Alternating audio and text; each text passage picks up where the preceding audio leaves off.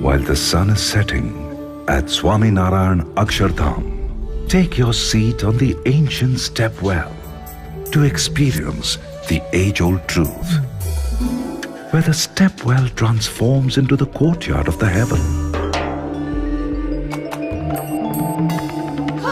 where water plays with children,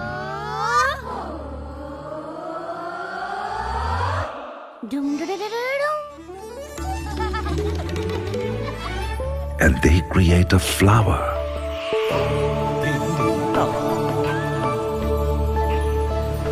But the Devtas from heaven are furious to destroy the flower. We're turning the pool into an ocean, and the ocean into a tsunami. Stones into fire, and water into volcano. Whooshing off everything, slicing the sky with piercing rays, and exploding it. But who wins? The flower or the power? Celebrate the victory with melodious music, colors, and dancing fountains.